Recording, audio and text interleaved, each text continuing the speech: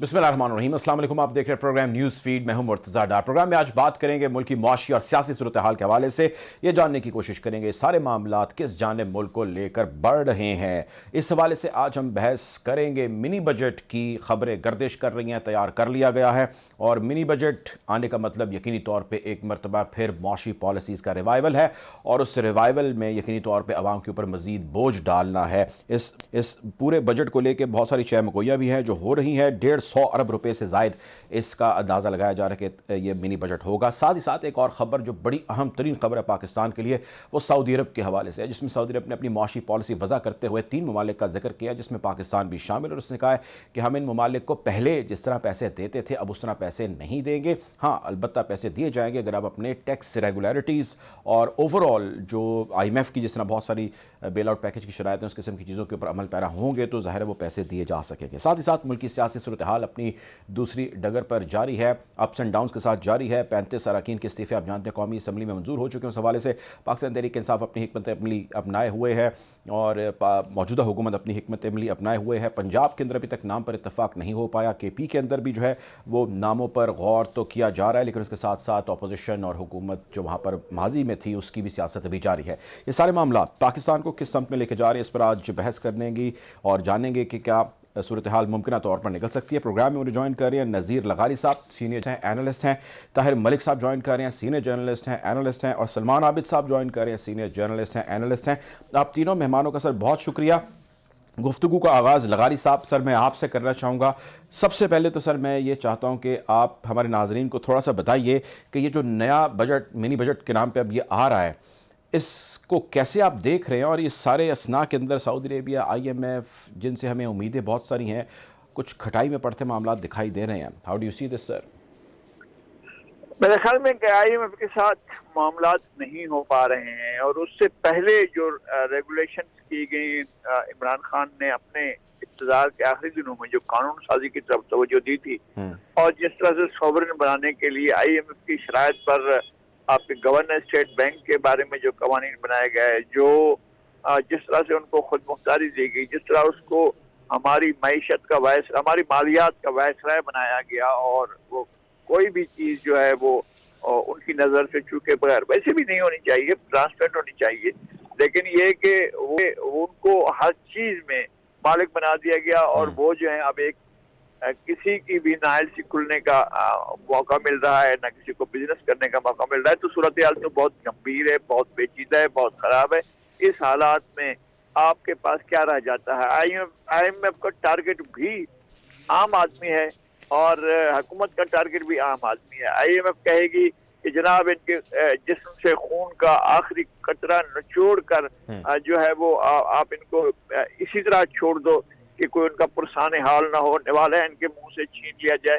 वो जाहिर है वो यही चाहेगा और उसका सबसे बड़ा जो वो होगा, ख्वाहिश होगी कि पाकिस्तान के पास डॉलर कहीं से ना पहुंचने पाए। आपने देख लिया कि जो शराइत IMF लगाता रहा है वही शराइत जो है अब सऊदी अरब भी आपको 1 और अरब डॉलर, आपने अभी सुना वजीर आजम बता रहे थे कि मैं गया और मैं अपना UAE के प्रेसिडेंट मोहम्मद बिन जायद बिन सुल्तान अल नहयान से जाकर मिला और उनसे गुजारिश की। पहले सोचा कि पैसे नहीं मांगता, फिर दिल को बोझ रखकर फिर मैंने उनसे पैसे के लिए कहा और कहा कि जी हमें कुछ आप इनायत कीजिए।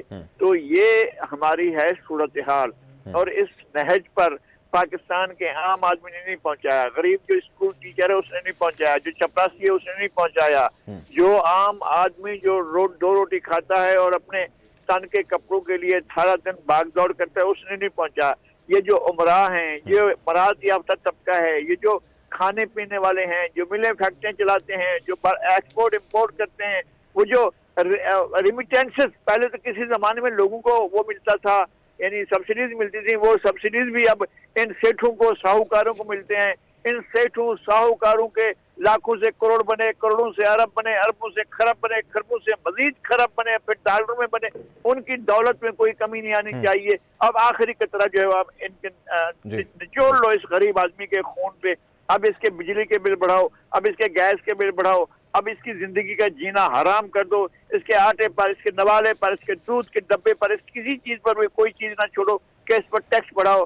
GST बढ़ाओ, जो करना है करो, इसकी खाल उतारो, क्योंकि बाकी इसी के पास अगर कोई बची हुई है, कोई एक आध हड्डी, एक आध बोटी इसकी बची हुई है, तो वो भी निचोड़ लो। आप मेरे साथ रहे सर, अभी बहुत सारी चीजें जिस पे मैंने आपसे बात करनी। ताहिर मलिक साहब, सर ये फरमाएं कि जो हालात हैं, इन हालात को इक्तिसादी ओवरऑल, ज़ाहिर है मैं तो एक इकोनॉमिक एक्सपर्ट नहीं हूँ, लेकिन माहिर इक्तिसादियात तो इसको तकरीबन डिफ़ॉल्ट ही कहते हैं जी डिक्लेयर करना बाकी रह चुका है, लेकिन इसमें हालात डिफ़ॉल्ट के हैं, और अगर डिक्लेयर कर दिया तो फिर एक बहुत सारा पैनिक है जो क्रिएट हो जाएगा। सर ये हो क्या रहा है, एक जिम्मेदार बताएं कौन है सबका? देखें, बिल्कुल आसान जुबान में डिफॉल्ट का मतलब है कि आपके जो अखराजात है वो ज्यादा है और आपकी आमदनी कम है। तो अल्लाह का लाख लाख शुक्र है, ये तो 75 साल से डिफॉल्ट है, तो फिर तो आपको प्रोग्राम की जरूरत ही नहीं है। तो ये डिफॉल्ट की कोई चक्कर चुक्कर नहीं है। कहानी सिंपल है कि आप जो स्टेट है उसका जो खर्चा है वो 11,000 अरब रुपए का है, जिसको आप रियासत बोलते हैं, जिसमें आपकी फौज है, आपके इदारे हैं, आपका रेलवे है, PI है, 37 आपकी मिनिस्ट्रीज है। तो ये पहले तो मैं आपको क्लियर कर दूं, ये खर्चा आपके मेरे ऊपर नहीं कभी हुआ। ये जो शोर है ना, आपको याद होगा इमरान खान साहब ने बड़ी अच्छी बात की थी जब हुकूमत में आए थे कि मैं एक इन्वेस्टिगेशन करूंगा, एक कमीशन बैठाऊंगा जो बताए ये कर्जा जो 110 बिलियन डॉलर का ये किस पे खर्चा होगा। फिर वो खामोश हो गया। तो अगर आप भी समझदार हैं, अगर उनके खामोश होने से आप समझ जाए कि वो खर्चा पाकिस्तान के अवाम पे नहीं हुआ, ठीक हो गया ना। तो सीधी सीधी बात है, आपने एक ऐसी रियासत का एक मशीनरी बनाई है जो उधार लेके पैसे लेके मुल्क चलाती है। दूसरी ट्रेजेडी ये कि आपने कभी इकोनॉमी को इंपॉर्टेंस ही नहीं दी। आपका सिर्फ मसला ये है कि 80-90 हजार डॉलर, आप बिलियन डॉलर चाहिए आपको चीजें खरीदने के लिए। दुनिया को आप जो सामान बेचते हैं वो 30-35 बिलियन डॉलर का, तो 40-45 बिलियन US डॉलर की आपका खसारा होता है। डॉलर आपके पास कम है, दुनिया डॉलर से चलती है, आप बनाते कुछ भी नहीं है। आपने जो बनाया दुनिया में वो पॉपुलेशन बहुत ज्यादा बनाई है। इसके अलावा मेरा नहीं ख्याल मुश्किल। अब सर सवाल मलिक साहब ये है कि ये जो पॉपुलेशन बनाई है ये क्या करे, मतलब 20-22 करोड़ की आबादी है, वेयर वुड दे गो, क्या करेंगे? बस ये इस तरह जूतियां खाएंगे, डिप्रेशन बढ़ेगा, शादियां खराब होंगी, तलाक़ें होंगी, चाइल्ड अब्यूज बढ़ेगी, सोसाइटी में मजीद स्ट्रेस आएगा। अभी मैं एक दो रिसर्च पढ़ा था कि 75% ऑफ पाकिस्तानी पॉपुलेशन को स्लाइड डिप्रेशन है, वो मायूसी का शिकार है, होपलेसनेस है। और पाकिस्तान में अगर आप हेल्थ निकाल लें तो दुनिया की कोई 10 बीमारियां नहीं जिसमें पाकिस्तान की पहली 3-4 पोजीशन में हो। दुनिया में पोलियो खत्म हो गया, ये एजाज सिर्फ पाकिस्तान को और सिर्फ अफगानिस्तान को है। दुनिया के मोस्ट पोल्यूटेड सिटी देख ले, लाहौर अक्सर नंबर 1 आया जाता है। बड़ा गुस्सा दिल्ली आ जाए, मुझे अच्छा नहीं लगता, पहली पोजीशन बात नहीं चाहिए।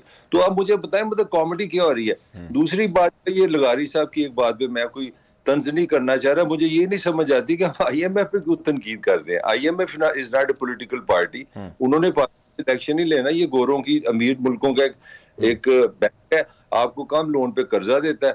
वो अगर वो शरायत, उनकी शरायत क्या है, ये तो बैंक दुनिया के सारे ये करते हैं। मसला तो ये है कि ये तो हमारे हुक्मरान है जो ये फैसला करते हैं कि हमने पेट्रोल महंगा करना है या हमने महंगी करनी है, गैस महंगा करना है।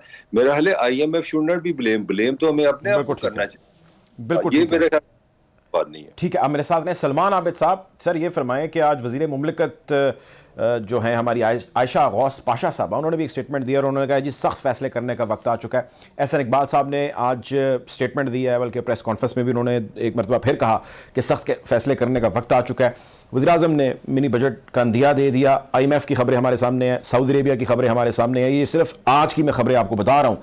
सर ये क्या हो रहा है और ये क्या होने जा रहा है, कुछ लोगों को बता दें ताकि वो तैयारी पहले कर लें अपनी उसके अकॉर्डिंगली। देखिए, जब हमारी रियासत में और हुकूमत में सख्त फैसले करने होते हैं तो इन सख्त फैसलों से मुराद ये है कि आम आदमी पर ज्यादा से ज्यादा बोझ डाला जाए। और जिन लोगों पर बोझ डालना होता है वो तो हमारे ताकतवर तबकात हैं, इक़्तिदार के अंदर लोग शामिल होते हैं, रूलिंग एलीट होती है, उन पर तो वो बोझ डलता नहीं है। तो अगर वो कह रही है कि माशी बुनियादों पर सख्त फैसले करने होंगे तो इसका मतलब वही है जो नज़ीर लगारी साहब भी कह रहे हैं और ताहिर मलिक ने भी इशारा किया है कि फिर एक महंगाई का एक बड़ा रेला आएगा और उस रेले के नतीजे में अवाम के ऊपर और ज्यादा दबाव पड़ेगा और मुल्क में एक नया माशी इंतशार पैदा होगा। देखिए, ये कहानी कोई नई नहीं है और ना ये आज की पैदा करदा है। ये गुज़िश्ता कई दहाइयों से जिस अंदाज से हम मईशत को चला रहे हैं और एक एलीट बेस्ड इकॉनमी को चलाने की कोशिश कर रहे हैं, एक मखसूस तबके की इकॉनमी को बुनियाद बनाकर निजाम चलाने की कोशिश की जा रही है, तो वो तजुर्बा फेल हो रहा है। अब आप देखिए वो जो दोस्त ममालिक आपको पैसे दिया करते थे, अब वो भी आपके ऊपर शराइत लागू कर रहे बड़ी हैं, सख्त और वो शराइत भी आपसे कह रहे हैं कि जी हाँ जी, वो भी आपसे कह रहे हैं कि अपने टैक्स इस्लाहात लेके आए। ये वही बुनियादी मुतालबात हैं जो IMF भी कह रहा है। और मैं तो बार बार ये कहता रहा हूँ कि जब तक IMF के साथ आपका इंटरव्यू फाइनल नहीं होगा और IMF के साथ माहिदा नहीं होगा, कोई मुल्क आपको पैसे नहीं देगा। अच्छा सर, एक चीज मैं चाहता हूँ कंटिन्यू करें इस चीज को। एक चीज जिसका जिक्र इमरान खान साहब से भी किया गया, बल्कि उन्होंने खुद भी इस हवाले से बात की, वो ये थी कि रेफरेंस दिया गया कि श्रीलंका की जो अफवाज है उनका हजम और उनको जो मिलने वाले पैसे हैं उसको आधा कर दिया गया। और फिर ये भी बात इमरान खान साहब ने कही कि जी इजिप्ट के साथ भी ये किया जा रहा है और ये IMF का प्लान है और वो यूं ही करते हैं। खौफ या डर या परेशानी या फिक्र इस चीज़ की होनी चाहिए कि क्या पाकिस्तान के अंदर जो वो शराइत लेके आना चाह रहे हैं आम शख्स के ऊपर, तो वो यकीनी तौर के ऊपर उसका गला घोंटेंगे, उसको मजीद स्क्रू टाइट करेंगे बजरिया हमारी हुकूमतें बिकॉज ऑफ आर पॉलिसीज। तो क्या इस तरफ भी चीज़ें जा सकती हैं या कि इन शराइत में ऐसी पॉसिबिलिटी हो सकती है? आपको जब वो कह रहे हैं कि सख्त फैसले करने पड़ेंगे तो बहुत से सख्त कड़वी गोलियां जो है वो आपको डाइजेस्ट करनी पड़ेंगी अगर आपने इस क्राइसिस से निकलना है। लेकिन सवाल ये है कि क्या हुक्मरान तबकात और ताकतवर तबकात में आपको अकाउंटेबल करना चाहता है इस सारे कॉन्टेक्स्ट में? क्या वो अपने ऊपर ये सारा बोझ जो है डालना चाहता है, अपने अखराजात को कम करना चाहता है, अपनी गवर्नेंस के स्टाइल को महदूद करना चाहता है? यहाँ तो माशाल्लाह 80 रुकनी काबीना मौजूद है, एक मरकज में, फिर सूबों में, फिर उनके लिए जिस किस्म की लग्जरीज, जिस किस्म की महारत, जिस किस्म की फैसिलिटीज हमारे जजेस के पास, फौजियों के पास, ब्यूरोक्रेट्स के पास मौजूद है, उसमें तो कोई हम अभी कटौती नहीं देख रहे जो ये कटौती कर रहे हैं। तो मेरा ख्याल ये है कि देखिए ये जो कहा जाता था ना कि हम बड़े तजर्बाकार हैं, और ये जो हुकूमत है इस वक्त 13 जमाती हुकूमत, ये कहती थी कि हमें इमरान खान को तो कुछ नहीं पता, नालायक आदमी है, मान लेते हैं, लेकिन हम ज्यादा तजर्बाकार हैं, हमारे पास ज्यादा विजडम है, हमारे पास रोड मैप है, हमें IMF से डील करना आता है, दोस्त ममालिक हमारी मदद करने के लिए तैयार होंगे क्योंकि वो नवाज शरीफ पे बहुत एतबार करते हैं। अभी आपने देखा कि बिलावल भुट्टो साहब के जो है तूफानी दौरे हमने देखे हैं वजारत खारजा के कॉन्टेक्स्ट में। वजीर खारजा कहा जाता था कि दुनिया उनका मौकफ तस्लीम कर रही है, अब तस्लीम करी तो रही है ना, आपके साथ सब शराइत की तब्दील कर रही है। तो ये जो ढोल बजाए जा रहे थे, अभी जब ये जनीवा कॉन्फ्रेंस में गए थे वहाँ पैसे मिले तो बड़े ढोल बजाए गए जैसे इससे कोई मीशत की बहाली हो जानी है। प्रॉब्लम इमरान खान हो, सरदारी साहब हो, नवाज शरीफ साहब हो या कोई और हो, सब ने इकॉनमी को एक जज्बातियत की बुनियाद पर, नारों की बुनियाद पर, खुशनुमा बातों की बुनियाद पर और रोजमर्रा के मामलात की बुनियाद पर चलाने की कोशिश की है। ना आपके पास कोई लॉन्ग टर्म प्लान है, ना आपके पास कोई मिड टर्म प्लान है, और ना आपके पास कोई शॉर्ट टर्म प्लान है कि हमने सारे क्राइसिस से निकलना कहाँ पर है। अब आप देखिए ना इस मुल्क के अंदर जो टैक्सेस जो है वो कौन देते हैं? टैक्सेस तो आपको जो जिन लोगों को देना चाहिए वो तो टैक्स देने के लिए तैयार ही नहीं है। करेक्ट। और आपका टैक्स नेट ही नहीं बढ़ता। शफर जैदी साहब बार बार रोते हुए यहाँ से गए हैं कि जिसके ऊपर हाथ डालते हैं वो सियासी मसलहत आ जाती है, सियासी समझौता आ जाता है। हुकूमत, वजीर आजम जो है, वजीर आला जो है, वजीर जो है, वो उनकी सिफारिश करते हैं जी इनको रहने दे, बाकियों से ले लें। तो वो एक एक करके जिन लोगों को छोड़ते जाते हैं, तो फिर वो किस तरह से आप अपने मुल्क की इकॉनमी को चला सकेंगे? बहरहाल अब इस क्राइसिस जो है आवाम के ऊपर ही बोझ पड़ेगा बहुत। ठीक है, आप मेरे साथ रहिएगा। लगारी साहब सर ये फरमाएं कि पाकिस्तान तहरीक इंसाफ वाले ये कहते हैं कि एक प्लान के तहत इनको लाया गया और उस लाने का मकसद ये था कि यहाँ पे अनरेस्ट, इंस्टेबिलिटी क्रिएट की जाए, और वो इकोनॉमिक पहला इंस्टेबिलिटी क्रिएट करना उसका एक स्टेप था, सिक्योरिटी वाला मसला दूसरा है। सो खैर वो एक जमात है और उसने अपोजिशन करनी है और अपोजिशन की खातिर उसने ऐसे स्टेटमेंट्स, बयान देने हैं। लेकिन जब ये हुकूमत में बैठे हैं, ये वादा करके आए, इन्होंने प्रॉमिस किया लॉन्ग मार्चेस, इन्होंने कहा कि हम लोगों को इस तकलीफ से मुश्किल से निकालेंगे, कई सौ ने कई हजार स्टेटमेंट्स दी टेलीविजन पे आके, वो क्यों नहीं कर सके? क्यों फेल हो गए? सारा कुछ जो है वो इन्हीं से ही, इनके साथ ही जुल्म हुआ, मतलब कि जो इन्होंने कहा वो इन्होंने किया नहीं। कैसे देखते हैं आप इस चीज को? बात यह है कि जो इमरान खान साहब कह रहे हैं, इमरान खान साहब भी उसका हिस्सा है, वो यकीनन ये लोग होंगे, और इनने बिल्कुल ये किया और इन्होंने कहा था कि हम ये मर्ज का इलाज करेंगे और हम बड़े हकीम हैं, बड़े हाजिक हैं और हमारे तजर्बे हैं, हम जो है वो लुकमान हकीम से सीखे हुए हैं और हम बतलीमूस से बड़े डॉक्टर हैं और हम जो है दुनिया में सबसे बड़ा इलाज ये भी कर रहे थे। और इमरान खान भी कह रहे थे। तबाही का आगाज इमरान खान के दौर में हुआ जो अब आखिर आगे बढ़ चुका है, बहुत आगे बढ़ चुका है, और इमरान खान ने इसके अंदर फ्यूल किया है मुसलसल। 9 महीने जो है उनकी पिछले 3.5 साल की हुकूमत की कारकर्दगी जिस तरह से बहुत ही खतरनाक हद तक बहुत ही खतरनाक थी, और उसने तबाही के दाने पर लाकर खड़ा किया और हमें गोरख धंधा दिखाया गया, हमें बिल्कुल वो दिखाया गया, चार चांद दिखाए गए। लेकिन ये 9 महीने जो है इन्होंने बात का बेड़ा गर्क कर दिया। इन्होंने अज़म इस्तेकाम और जो है वो अनसर्टेनिटी को, गैर यकीनी सूरत हाल को प्रमोट किया और बढ़ाया ताकि मुल्क पर एतबार खत्म हो। इन्होंने मुल्क के एतबार को न सिर्फ बैरून मुल्क दीगर ममालिक के अंदर बल्कि खुद अपने शहरियों के अंदर जो दुनिया भर में या यहाँ पर शहरी हैं उनको सिर्फ यही कहा है कि पाकिस्तान को डूबने देना, लेकिन $1 भी बाहर से नहीं भेजना। ये था इनकी फॉलोइंग, ये इनका कारोबार था, ये इनका धंधा था कि पाकिस्तान जो है वो किसी ना किसी तरह से डिफॉल्ट कर जाए। ये एजेंडा इमरान खान का था, ये इस हुकूमत का था जो भी, और अपने आप को कोई बरियोजिम्मा नहीं कह सकता है, ये नहीं कह सकते। मैं बिल्कुल इस मामले में बिल्कुल कोरा आदमी हूँ, मैं नहीं समझता। मुझे जो नजर आ रहा है मैं वो देख रहा हूँ। मुझे दो चीजें खतरे में लग रही हैं। इकोनॉमी तो जाहिर है आपके सामने है, और डिफॉल्ट करने की सूरत हाल जो है जिस तरह हमारे दोस्त कह रहे हैं वो हम उसके करीब पहुंच गए हैं या अब सिर्फ ऐलान होना बाकी है। लेकिन दूसरा सबसे बड़ा खतरा जो मुझे लग रहा है, वो जो मुझे लग रहा है, मैं उसके लिए पनाह मांगता हूँ खुदा की, और मैं उस दिन के लिए जिंदा नहीं रहना चाहता हूँ कि इस मुल्क के जुगराफिया को खतरा रहा हो। मुझे उससे डर लगता है।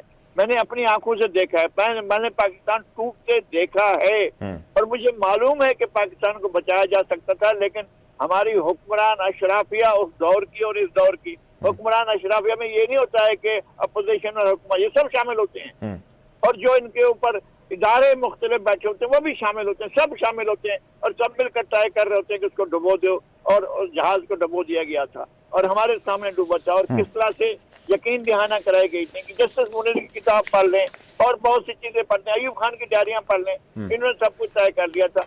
अब मुझे डायरी वारियों की बात नहीं करता हूँ, लेकिन मुझे खतरा लग रहा है कि अल्लाह इस पाकिस्तान की जुगराफिया को सलामत रखे। ठीक है, ठीक है, आप मेरे साथ रहिएगा। मलिक साहब, सर ये फरमाएं कि जिस तरह लगारी साहब भी ये इज़हार ख्याल अपना कर रहे हैं और एक बड़ा स्ट्रॉन्ग स्कूल ऑफ थॉट है, नैरेटिव है कि पाकिस्तान के मुआशी हालात इस हद तक अबतर करने की साजिश या प्लान है कि उसको घुटनों पे पहले ही ऑलरेडी है खैर पाकिस्तान, तो उसको मजीद जो है वो सरेंडर पोजीशन में लाया जाए, और उसके बाद ज़ाहिर पाकिस्तान के असासे, न्यूक्लियर एसेट्स और बहुत सारे जितने चीज़ें जो हमारे प्राइड हैं उनको किसी तरह जो है अपने कंट्रोल में करने की कोशिश की जाए। पाकिस्तान को मजीद जो है वो पावरलेस करने की कोशिश जारी है, और उसका प्राइमरी मकसद is not only Pakistan but China. आप इस बारे में क्या कहते हैं? पहले तो मैं आपसे डिसएग्री कर दूं कि मेरा प्राइड तो मेरे लोग हैं भाई, मेरा प्राइड तो मेरा पढ़ा लिखा बच्चा है, डेफिनेटली प्राइड तो मेरी नेशन है, मेरा प्राइड तो खुशहाल पाकिस्तानी है। तो आप उसकी तो अगर बात नहीं करेंगे तो अगर आप बाकी चीजों को प्राइड करेंगे तो डेफिनेटली आई विल डिसलाइक। मेरा जो पॉइंट है वो बड़ा सिंपल है, आपने जो बोया है वो काटना है। मैं तो इसको सूरत हाल समझ रहा हूँ। मैं समझता हूँ कि एक रियासत जो यहाँ के हुक्मरान तबके ने 75 ईयर से उधार से चलाई है, वो बीमार थी, वो गलत एक फार्मूला था, वो गिरना था। इसमें परेशान होने की, दुख होने वाली कौन सी बात? एक बीमार निजाम खत्म हो रहा है और ये पाकिस्तान के लिए बड़ा अच्छा है। अब चैलेंज इसमें होप कहाँ है, इसमें पॉसिबिलिटी का है। सिंपल सी मैं आपको साबिक वजीर खजाना जो है, ये मैं नहीं कह रहा, मिफ्ता इस्माइल कह रहा है कि $1 बिलियन जो है ना सिर्फ 4 हफ्ते आपको।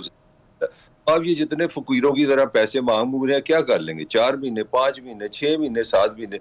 वो तो आप मेरे से फोन करते हैं तो मुझे लगता है 4 महीने के बाद हम शो कर रहे हैं। तो time fly like this. Point सारा ये है कि अच्छी बात ये हुई है कि पाकिस्तान का जो निजाम है वो टोटल एक्सपोज हो गया है। उसके अंदर वो एक खूबसूरती ये भी है कि इमरान खान का भी ज़हन में यही सवाल का जवाब है कि या IMF के पास चले जाओ या डिफॉल्ट कर लो। ये हर चीज पे लड़ते हैं। मेरा भी क्वेश्चन है, इमरान खान और इत्तेहादियों की हर चीज पे लड़ाई है सिवाय IMF पे, यानी कि दोनों के पास कोई प्लान नहीं है, एक ही सोच है, एक ही इकोनॉमी। मुझे बताइए इनकी क्या थॉट क्या है? इमरान खान ने 22 साल में ये सीखा कि मैं खुदकशी कर लूंगा, IMF के पास नहीं जाऊंगा। 4 साल बाद ये सीखा कि आप कह रहे हैं यहाँ डिफॉल्ट हो जाओगे या IMF के पास जाएंगे, ना किसी के पास। सर वो उसका नैरेटिव ये देते हैं, वो ये कहते हैं कि देखें जी हमें तो फौरी तौर पे ऑक्सीजन चाहिए। आप जो बात कर रहे हैं बेसिकली वो ये कर रहे हैं कि हमारे पास एक ऐसा प्लान होना चाहिए। मुख्तलिफ दुनिया की अकवाम ने तरक्की की, किसी ने प्रोडक्शन बहुत ज़्यादा की, किसी ने टेक्नोलॉजी में बहुत एडवांसमेंट हासिल की, and the list goes on. So हमारे पास अभी उसका टाइम नहीं है, हमें तो फौरी तौर पर इनको ऑक्सीजन देनी है कि भाई ये जिंदा रह सकें लोग। तो इसके लिए इसी वजह से हमें IMF की तरफ देखना पड़ता है।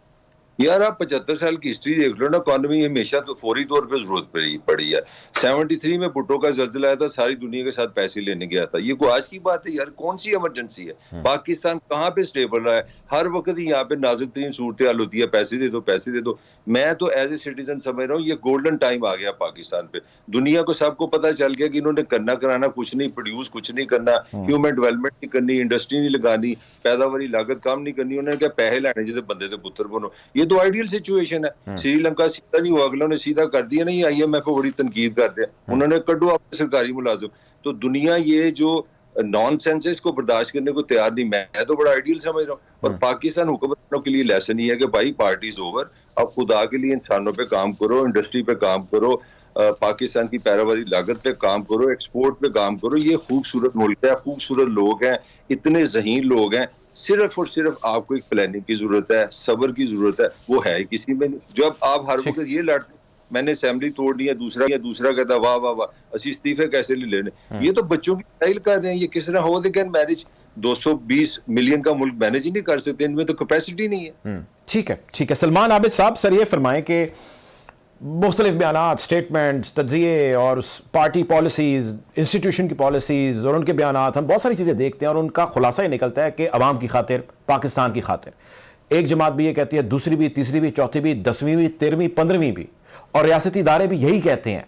जब ये सारे पाकिस्तान की खातिर, अवाम की खातिर काम कर रहे हैं और वो काम वैसा नहीं हो रहा जो अवाम जिससे खुश है, तो मुझे ये बताएं फिर अवाम किसके हाथ पे जो है वो जिम्मेदारी तलाश करे, अपना लहू तलाश करे, अपनी मुश्किलात जाके उससे पूछे, कौन एक जिम्मेदार है आपके ख्याल से? आप तायुन कर सकते हैं आप? देखिए, अवाम की बर्बादी के जिम्मेदार तो यही वो रूलिंग तबका है ना, जो इस वक्त हुकूमत में भी है, एस्टेब्लिशमेंट में भी है, ब्यूरोक्रेसी में भी है, ताकतवर भी है। यही तो वो अवाम कहते हैं हमने तो अवाम के लिए अपनी जिंदगियां दे दी, नस्लें दे दी। वो देखिए ना, उनके कहने से, देखिए कहना और चीज होती है, सारे कहते हैं, कोई एक नहीं, सारे। अमल, हाँ, मैं सबकी बात कर रहा हूँ। कहना एक और चीज होती है, अमल एक और चीज होती है।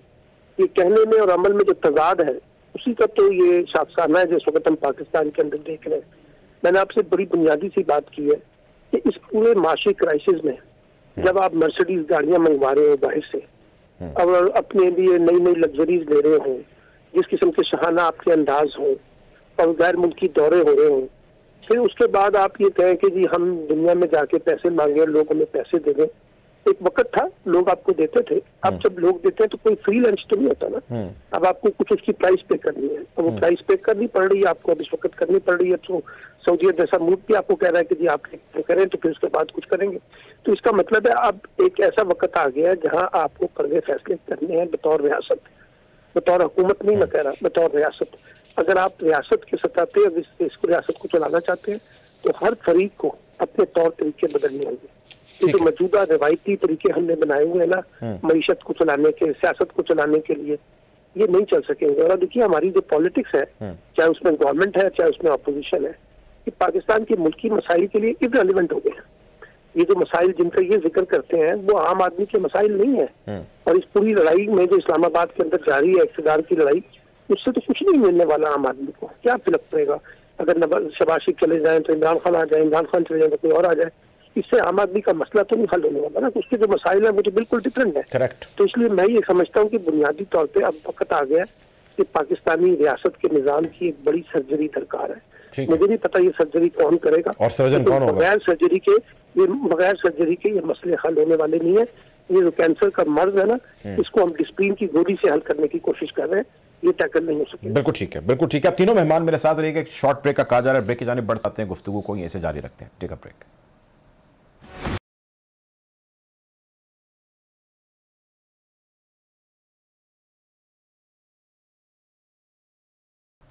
Welcome back after the break. Programme में मेरे साथ मौजूद है ताहिर मलिक साहब, ज्वाइन करें में डॉक्टर आबिद सुलैरी साहब। वेलकम टू द शो सुलैरी साहब। मलिक साहब, ब्रेक पर जाने से पहले हम बात कर रहे थे कि ओवरऑल मुल्की मुआशी जो हालात हैं वो किस समत के अंदर बढ़ रहे हैं और इसमें यकीनी तौर पे बहुत सारे कंसर्न्स हैं। मैं आपसे इस हवाले से मज़ीद तफसील में जानना चाहता हूँ, लेकिन चूँकि हमारे पास एक टेक्निकल शख्सियत मौजूद हैं जो आपसे मुझसे बहुत ज़्यादा बेहतर जानते हैं जो मुल्क के मुआशी मामलात हैं।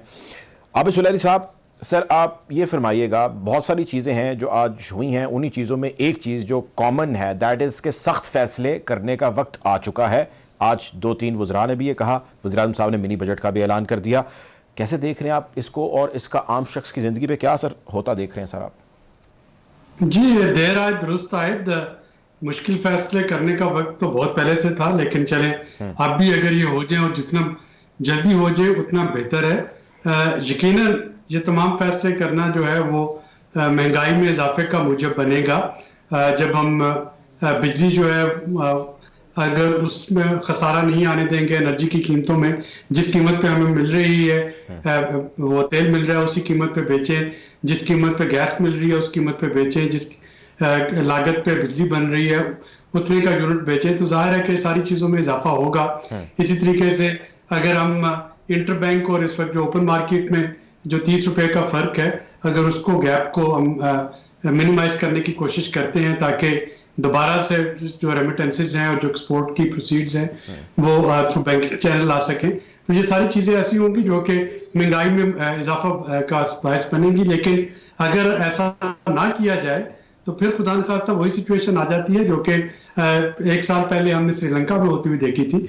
यहाँ पे लोगों की जेब में लोकल करेंसी तो मौजूद थी, लेकिन पेट्रोल पंप्स पे पेट्रोल नहीं था, डीजल नहीं था, मेडिकल स्टोर्स पे दवाइयां नहीं थी, खाने पीने वाली चीजें नहीं थी, चूंकि हुकूमत के पास डॉलर खत्म हो गए थे कि वो उन चीजों को इम्पोर्ट कर सके। तो इस वक्त IMF के पास जाना जो है वो short to medium term is the only solution.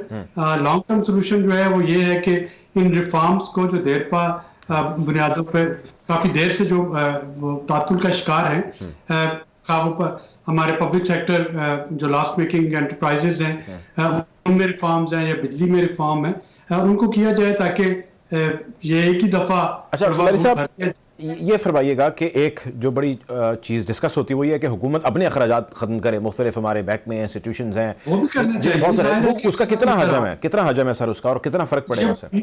ये देखिए, ये सिंबॉलिक होगा जब आप ग्रैंड स्कीम ऑफ थिंग्स में देखते हैं। यानी इस वक्त अगर हम एनर्जी सेक्टर के डेट को देखते हैं तो वो 4.1 ट्रिलियन रुपीस को पहुंच गया, 4100 अरब रुपए को। अगर आप गैस का डेट देखते हैं या पेट्रोलियम का डेट देखते हैं तो वो अगेन तकरीबन को 1650 अरब रुपए तक पहुंच गया है। तो जो ब्रॉडर स्कीम ऑफ थिंग्स में शायद ये बहुत बड़े बड़े खर्चे नहीं, लेकिन सिंबॉलिकली बहुत इसका अफेक्ट पड़ता है कि जी आपके अभी भी 78 अगर अफराद की काबीना है तो 78 पीपल, जिसमें बहुत सारे लोगों के अभी तक पोर्टफोलियो भी नहीं है। और पिछली हुकूमतों में भी यानी फेडरल गवर्नमेंट इतनी बड़ी होने का जवाब नहीं बनता जब आपने चीजें डिसेंट्रलाइज कर दी 18वीं तरमीम के तहत। तो 18वीं तरमीम में डिसेंट्रलाइज करना और सूबों को एडेड रिसोर्सेज देना, वो यही था कि जी वफाकी हुकूमत छोटी सी होगी और उसकी जरूरियात भी कम होंगी। लेकिन अगर वफाकी हुकूमत अपनी जरूरियात में कमी नहीं अपनी लेके आएगी और वो बड़ी रहेगी तो जाहिर है वो एक एडेड बर्डन तो है रेवेन्यू पे और खजाने पे। ठीक है, मेरे साथ रहेगा ताहिर मलिक साहब। सर ये फरमाएं, कुछ देर पहले हमारे बाकी जो पैनलिस्ट थे उनमें से एक साहब ये भी फरमा रहे थे कि अब ये वक्त है कि सारे रियासत की खातिर एक टेबल पर बैठे और बैठ के मसलों को सॉर्ट आउट कर रहे हैं। आपको लगता है कि जितने हमारे स्टेक होल्डर्स हैं, कंसर्न क्वार्टर्स हैं, वो एक टेबल पर बैठ के एक फैसले पर मुत्तफिक हो जाएंगे और यूं मुल्क आगे बढ़ जाएगा? मैं तो पहले भी कह रहा हूँ कि ये पाकिस्तान के लिए मेरे ख्याल मुझे तो अपॉर्चुनिटी लग रही है। मुझे तो लग रहा है कि IMF is on the people side. जब वो कहता है भाई बंदे के पुत्र बनो, अखराजात कम करो, मैं तो आपको मुझे बिलीव नहीं है। बड़े समझदार बंदे ने मुझे बताया कि यूनाइटेड किंगडम दुनिया की शायद 6ठी या 5वीं इकोनॉमी है, जो सरकारी ऑफिशियली उनकी जो हुकूमत है उसके पास 56 कार्स है, और पाकिस्तान की जो रियासत है उसके पास 3 लाख कारें हैं। इनके घर आप अरबों बिलियन है। हमारे भाई ने कहा ये तो सिंबॉलिक है। भाई सिंबॉलिक नहीं, 11,000 अरब रुपए के ये जवाई बनते हैं। 500 अरब से सिर्फ अगर आप मुझे कहे ना कि ताहिर मलिक आप मुर्तजा मेरे तुम भाई हो, तुम्हें तुम्हारे कोई जादू मुझे कोई PIA ले लो तो इनसे पूछ लो, तुम मुझे 550 अरब रुपए दोगे तो मैं PIA दूंगा। ये उसकी लायबिलिटी है। रेलवे देख लो, टोटल इनएफिशिएंट और करप्ट सिस्टम है। सारे पैसे खुद खाते हैं। सख्त फैसले क्या है लोगों के? तो 75 साल से सख्त फैसले हैं। मैंने तो हमेशा यहाँ महंगाई देखी है, मैंने यहाँ हमेशा QC देखी है। मेरे लिए तो कोई नई चीज नहीं। और महंगाई हो जाएगी, डिप्रेशन आएगा। जो मिडिल क्लास है, तुम्हारे जैसे जो अच्छे बच्चे हैं सारे O लेवल के, वो कह रहे हैं जी मैं ऑस्ट्रेलिया जा रहा हूँ, मैं गाड़ी बेच के मैं लंदन जा रहा हूँ। लंदन की सोरे की पुरानी जो टेक्निक है दिहाड़ी लगाने की, 97% उन्होंने पाकिस्तानी स्टूडेंट को वीजा दिया है। सिर्फ 3% रिजेक्शन है। Never in the history of UK। उनको पता है का और फूड चूसो।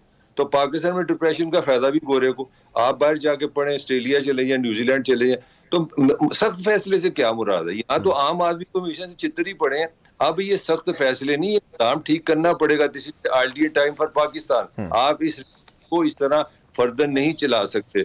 सारी दुनिया को पता चल गया, सऊदी अरब को, को कि यार ये इस तरह काम चलेगा। आप महीने के महीने पैसे ये मुल्क चलाते रहे। नहीं, मैं समझता हूँ पाकिस्तान के लिए होप आ गई है कि आप सैनिटी में आए, आप स्ट्रक्चरल चेंज करें, इंस्टीट्यूशनल चेंज करें, आप ह्यूमन डेवलपमेंट का बजट बढ़ाएं। और ये आपने जो काम किया है, आप सारी ये इनसे मेरे बाद ये सवाल जरूर कीजिएगा। मैं आपको चैलेंज करता हूँ कि मोहतरमा को मैं पहले समझता नहीं था कि उनको शहीद क्यों कहते हैं। मोहतरमा इसलिए शहीद है कि जब तक IPP है पाकिस्तान कभी इकोनॉमिकली वेलफेयर नहीं हुआ। अभी 4000 अरब आप उसका कर्जा आप पे, तो IPP के डॉलर में प्रॉफिट ठीक है। देके पाकिस्तान कभी रियासत वायबल हो ही नहीं सकती। ठीक है, बिल्कुल ठीक है। सुलैनी साहब, सर ये फरमाएं, वर्ल्ड बैंक ने अभी कल की खबर है कि $1.1 अरब की जो पाकिस्तान को अगली इंस्टॉलमेंट मिलनी थी उसको नेक्स्ट फिस्कल ईयर के लिए डेफर कर दिया, यानी कि इस साल हमें कुछ नहीं मिल रहा।